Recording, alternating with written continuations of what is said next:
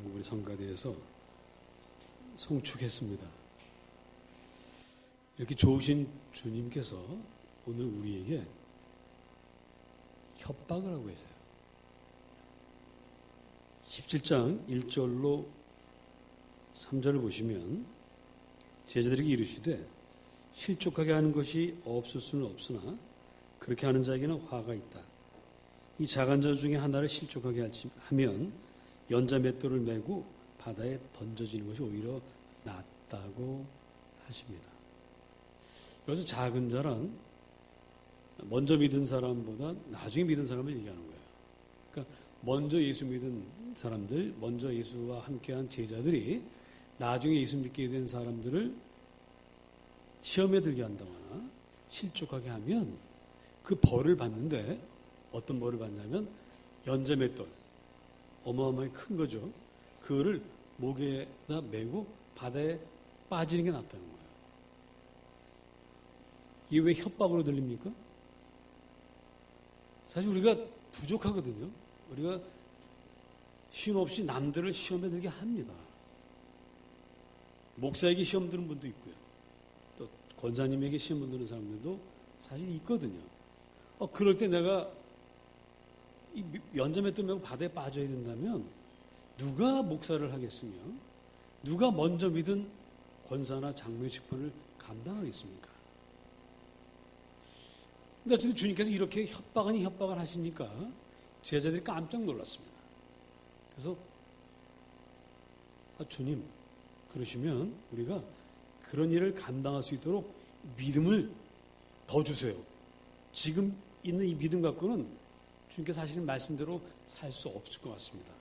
그러니 믿음을 더 주세요. 라고 오늘 우리가 읽은 말씀에서 부탁을 드리는 거예요. 그랬더니 또 여기서도 또 주님께서 우리를 또 혼돈스럽게 만드시는데 평소 같았으면 믿음을 더해 주십시오 하면은 그래 더 줄게 하고 더 주시면 돼요. 근데 오늘 그렇게 하지 않으시고 이렇게 말씀하세요. 너에게 만일에 겨자씨만한 믿음이라도 있었다면 이 뽕나무를 뿌리째 뽑혀서 바다에 심으라 하면 그렇게 될 것이다. 아니 믿음을 더해달라고 하는 사람들에게 너희들의 믿음이 어느 정도인지 내가 잘 모르겠지만 겨자씨만큼이라도 있으면 이런 놀라운 역사가 일어날 거다. 그 얘기는 너희들이 이런 것도 없느냐? 라고 책망하시는 것으로 들립니다. 자,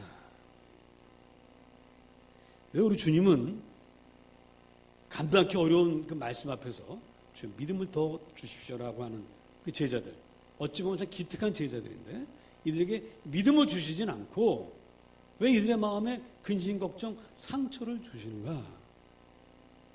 오늘 이 문제를 우리가 풀어야 합니다. 자, 이 말씀 풀기 위해서는 우리가 바로 뒤에 이어지는 밭을 갈고 양을 치는 한 종의 이야기를 또 같이 연결시켜 생각해야 합니다. 고대 사회는 노예제도 사회입니다. 이 종이 합법적으로 있어요. 그래서 이 종이 밭이나 또 들판에 가서 김을 메고 양을 치고 하루 종일 일을 해야 됩니다. 그리고 이제 집에 돌아와요. 집에 돌아오면 우리 상식으로는 요즘 같은 세상에서는 아이고 수고하셨어요. 여기 시원한데 앉으셔서 이거 시원한 주스 한잔 마시고 식사하십시오. 이러죠. 근데 그때는 그렇게 하지 않았다는 거예요. 그때는 갔다 왔어? 그럼 내가 지금 아직 식사를 안 했으니까 빨리 허리에 띠를 띠고 나를 위해서 식사 준비를 하고 수종을 들게나 이렇게 했다는 거예요. 그렇게 해놓고도 그 종에게 감사하다는 말을 안 한다는 거예요. 그게 그 당시 풍습입니다. 주님도 그거를 그 당시 풍습 속에서 자 그래서 너희들도 그런 사람에게 감사하다는 말 인사하지 않지? 예, 안 합니다. 근데 주님 거기서 한 걸음 더 나가십니다. 거기서 일반 사회에서 그걸 끝나는데 주님 거기서 하나 더 붙이시기를 그리고 나서 너희들이 이렇게 말을 해야 된다. 뭐라고 말해야 됩니까? 우리 10절을 보시니까 다 같이 읽어오십니다. 시작.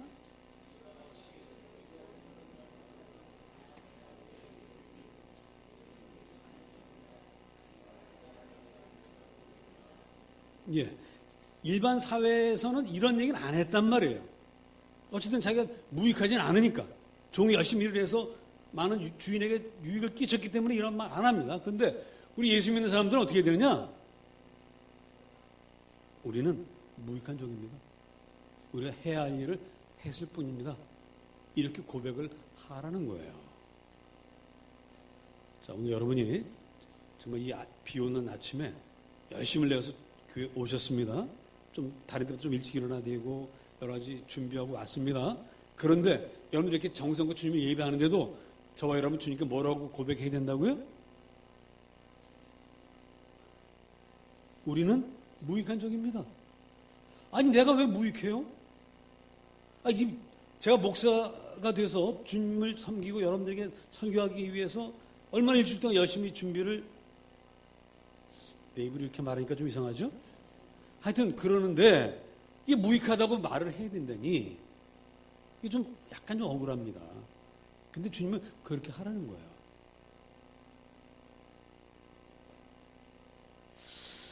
자, 왜 이러실까? 주님이 인정사정 없는 분이라 그럴까? 정말 오늘 본문에 있는 것처럼 주님은 우리에게 너희들이 아무리 수고해도 다 무익하니까 와서 날 위해서 늘 순종해라, 헌신해라, 희생해라, 이 얘기를 하시는 것일까? 여러분 바로 그 앞에 누가복음 12장 35절로 37절을 보면 또 전혀 다른 이야기를 하세요. 한번 보십시다.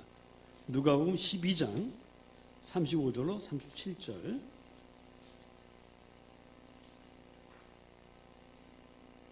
다시 읽어보겠습니다. 누가복음 12장 35절로 37절 시작.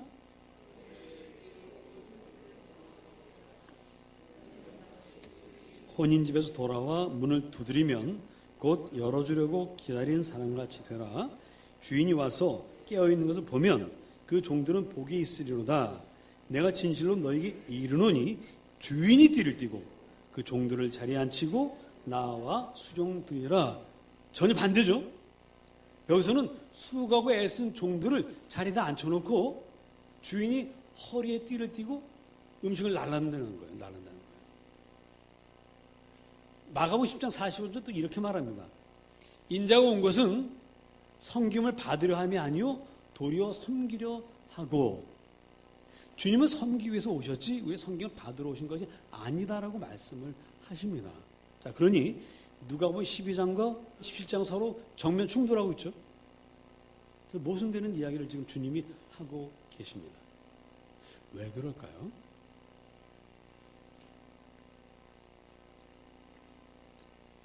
자, 여러분, 나무를 베려면 반드시 필요한 도구가 있습니다. 뭐죠? 도끼예요, 도끼. 요즘 뭐 전기톱 쓰지만 전기톱이든 도끼든 이게 꼭 필요합니다. 그래서 나무 옆에 도끼를 갖다 놨어요. 자, 그러고 이제 기다리면 나무가 넘어가죠? 넘어가요? 도끼가 그냥 그대로 있습니다. 넘어갑니까? 이렇게 쉬운 걸 대답도 안 하세요? 안 넘어가죠? 절대 안 넘어갑니다. 반드시 이 도끼를 사용해야 돼요. 도끼를 써야만 이것이 넘어갑니다. 자, 믿음도 마찬가지예요. 믿음이 여러분들에게 다 있습니다. 따라하십시다. 나는 믿음이 있는 사람이다. 목사님, 저는 아무리 생각해도 지금 믿음이 없는 것 같아요. 아니에요. 여러분에게 믿음이 있다는 증거는 뭐냐면 이 자리에 와서 앉아 있는 거예요. 여러분 예수님을 주라고 고백하고 예수님을 사랑하기 때문에 오늘 이곳까지 오셨거든요. 적어도 그 정도의 믿음이 있기 때문에 오신 겁니다. 믿음이 없는 건 아닙니다. 겨자씨보다 작을지는 모르지만 믿음이 있으신 거예요. 이럴 때 아멘 하셔야 됩니다. 믿음이 있으신 겁니다. 이거 인정하셔야 돼요. 나에게 믿음이 그나마 있으니까 여기 와서 앉아있구나. 남들이 볼 때는 저 사람 저 믿음 있다고 해봐야 준 나이롱이야, 무슨 엉터리야, 뭐 이렇게 얘기할지 모르지만 어쨌든 여기 있는 거예요. 그래서 여기 오신 거예요. 자, 지금 주님께서 지금 말씀하십니다. 주님, 우리에게 믿음을 더해 주세요 그랬어요. 근데 주님이 믿음을 더해 주신다는 말씀은 안 하고, 야, 겨자씨만한 믿음만 있어도 나무를 뽑을 수가 있다. 그럼 너희는 이 겨자씨만한 믿음도 없니? 있다 이놈들아. 있는데 왜 그걸 몰라? 너희들이 겨자씨만한 믿음이 있으니까 그걸 써. 그걸 사용해. 그러면 나무도 뽑아서 바다에 심을 수 있어. 근데 왜 안 쓰는 거야? 이렇게 말씀하시는 거예요.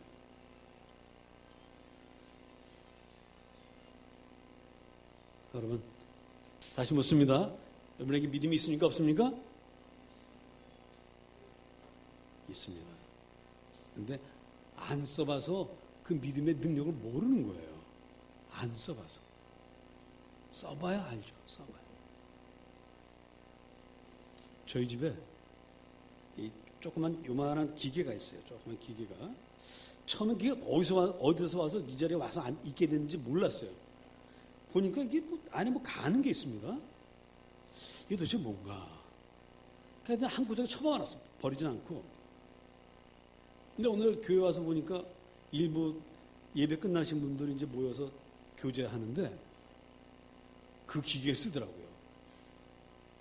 그 쓰니까 뭐가 나와요? 이만한 콩들을 막 집어넣더라고. 까만 콩을 집어넣어서 누르니까 푹 들어가더니 거기를 이렇게 무슨 하여튼 요만한 데다가 종이 필터 넣어가지고 딱 넣고는 물을 부어. 그러니까 밑에서 뭐가 나와요? 커피가 나와요. 그게 그 유명한 무슨 커피? 내린 커피. 네? 내린 커피가 그거야. 보니까 집에 가서 보니까 있는 거야, 그 기계가. 우리 그 기계가 있다고 그랬더니 일부에서 그 티타임 하시는 분들이 저한테 나머지 기구를 사주셨어요. 이렇게 물 붓고 몇 가지 해보니까 정말 나는 그런 실력이 있는 줄 몰랐어요. 제가 딱 내리니까 커피향이 얼마나 좋은지 글쎄 그걸 마셔본 분들이 내가 대한민국 최고의 바리스타래요.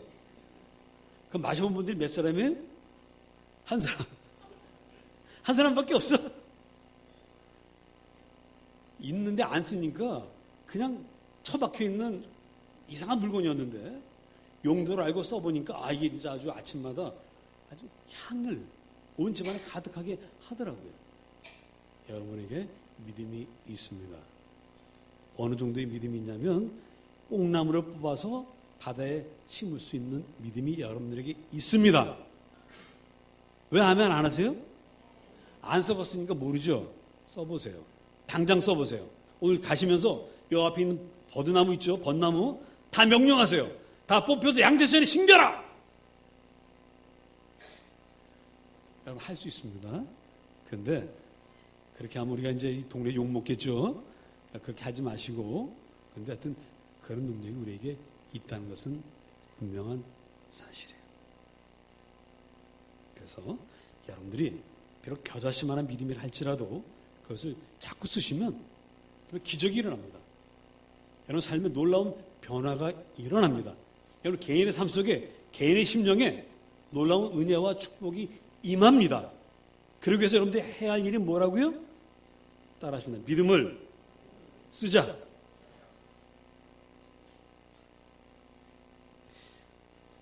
오늘 종일 일하고 돌아온 종은 누구를 가리키는 것이냐면 바로 제자들을 가리킵니다. 당시 이스라엘은 여러분 잘 아시는 대로 로마의 식민 지배를 받고 있었어요. 나이 든 사람들이 이제 인생을 포기했지만 젊은이들은 식민지 생활한다는 게 보통 괴롭고 힘들고 이 자존심 상하는 일이 아닐 수 없습니다. 제자들도 다 시리에 빠져서 그러고 살던 사람들인데 이 사람들이 예수님을 만났습니다. 예수님 따라다니면서 보니까 예수님 놀라운 기적을 일으키세요. 앉은 뱅이를 일으키시고 중풍병자를 막 걸어가게 하시고 죽은 자도 살리시고요. 이야 하고 주님 따라다닙니다. 그러던 어느 날 주님께서 70명의 제자들을 불러 모십니다. 그러더니 야 너희들 2명씩 나가서 복음을 전해라. 그래서 기적을 행하고 앉은 뱅이를 고치고 귀신을 내쫓고 해봐라. 그랬더니 제자들이 주님 우리가 그럴 능력이 있을까요? 가서 해봐. 나왔어요. 긴가민가하면서 왔습니다. 근데 와서 어느 날 보니까 진짜 귀신들이 사람이 쫓아왔어. 두렵고 떨리는 마음이 있습니다. 근데 저놈한테 내가 큰일 나겠구나. 근데 막 쫓아오니까 어떻게 할 수 없지. 다른 게 없어. 용기를 냈습니다.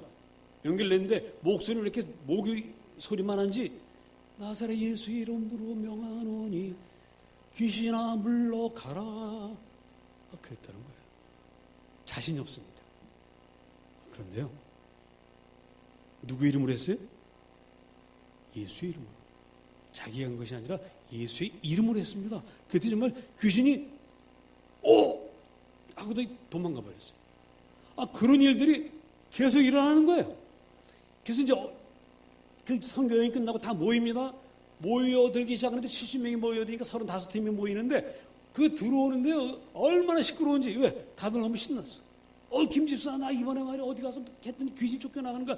야, 너 그랬냐? 난 더 했어. 이러면서 오는데 너무 신이 나는 거예요. 믿음을 써보니까 기적이 일어나고 삶의 변화가 일어나고 살맛 나는 것입니다. 그리고 뭐였어요? 그러니까 주님의 일을 하고 모여드니까 피곤하지가 않아요.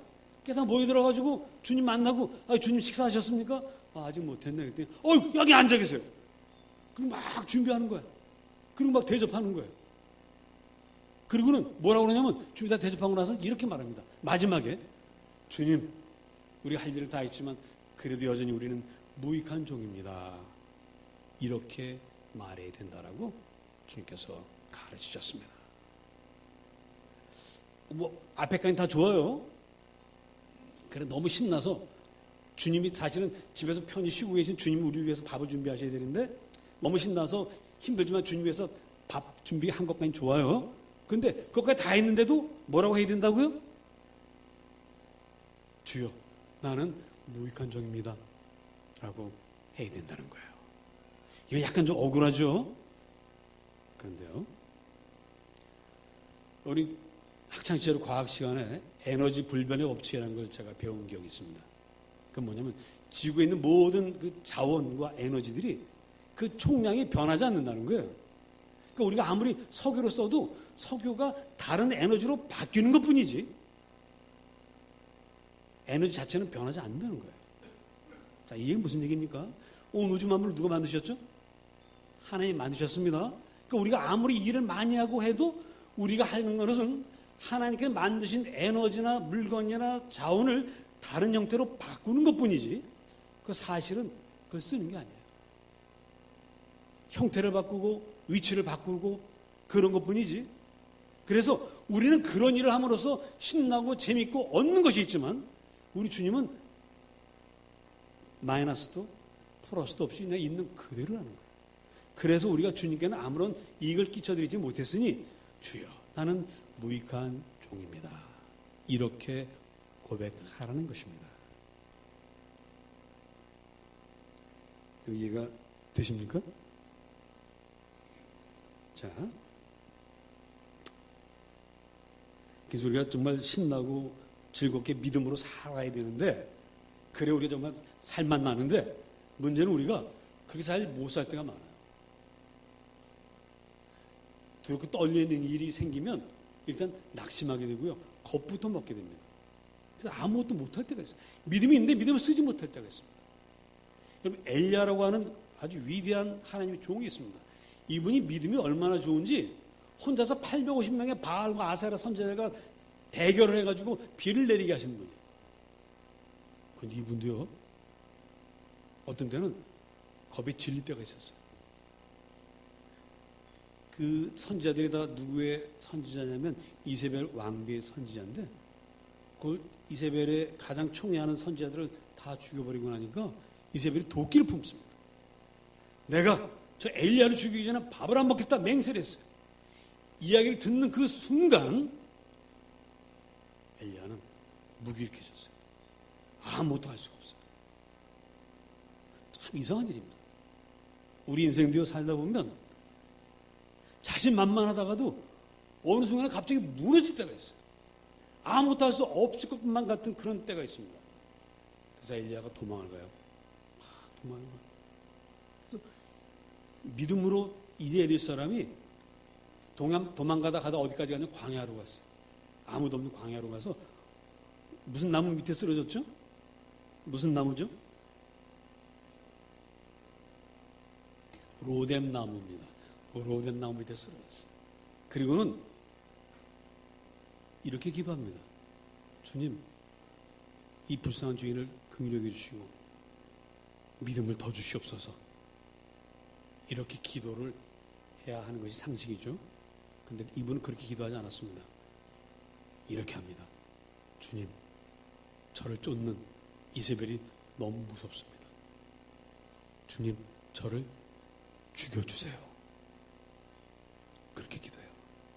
죽여달라고 기도합니다. 아무것도 할 수 없어요. 우리에게 겨자씨만한 믿음이 있다고 하지만 그 믿음을 써보지 못하고 무서워서 주여 죽여주세요 이럴 때가 있어요. 그게 우리 인간이에요. 엘리야 같은 위대한 분도 그러는데 우리 같은 사람들이야 이러고 싶을 때가 얼마나 많겠습니까? 그런데 우리 주님은 그는 우리에게 이렇게 말씀하십니다. 얘들아, 너희에게는 겨자씨만한 믿음이 있다. 그리고 그 겨자씨만한 믿음, 정말 남들은 저 사람에게 믿음이 있는지 없는지 알기도 어려운 그 작은 믿음도 그 믿음만 있으면 뽕나무를 뽑아서 바다에 심을 수 있다. 이렇게 말씀하시는 거예요. 왜 그런지 아십니까? 비록 우리에게 있는 믿음은 겨자씨만 하겠지만 그 믿음으로 우리가 기도하는 그분, 우리의 믿음의 대상이신 그분이 누구십니까?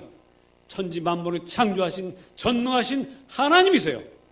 그분께 기도하기 때문에 비록 우리 믿음은 작고 보잘것없어도 하나님 역사하십니다. 우리는 그걸 믿는 거예요. 그러니 나에게 믿음을 더해달라고 하지 말고 내 안에 있는 겨자씨만한 믿음을 찾아봐라. 그 있다는 사실을 기억하고 그 믿음을 사용해 보아라. 이렇게 주님은 말씀하십니다. 하나님은 위대하고 놀라우신 분이에요. 우리 착각을 합니다. 야, 나에게 위대하고 놀라운 믿음이 있어야 하나님을 움직일 수 있겠지. 그래서 큰 믿음을 달라고 기도합니다. 그러나 그렇지 않아요. 우리 믿음이 크고 작은 것에 따라서 하나님 움직이시는 분이 아닙니다. 하나님과 통하기만 하면 하나님이 움직이십니다. 저와 여러분에게는 믿음이라는 휴대전화가 있어요. 이 믿음이라는 휴대전화는 언제 어디서나 통화가 됩니다. 저 깊은 바닷속에 빠져도 됩니다. 저 높은 산꼭대기에 가서도 됩니다. 어디서나 됩니다. 그리고 이 믿음이라는 휴대전화는 성능이 너무너무 좋아요. 여러분들이 엘리야처럼 너무너무 힘들어서 이 전화를 붙들고 하나님 도와주세요. 믿음을 주세요. 이렇게 기도해야 되는데 그것조차 못할 때가 있어요. 엘리야처럼 쓰러져가지고 그냥 신음소리만 낼 때가 있습니다. 근데 주님은 그 신음소리도 들으세요. 아니 여러분 기도 도저히 못하겠거든 이렇게 하셔도 됩니다. 주님 내 마음 아시죠? 이 한마디만 해도 주님은 우리 모든 처지와 형편을 다 아십니다. 우리 그분을 믿고 있습니다.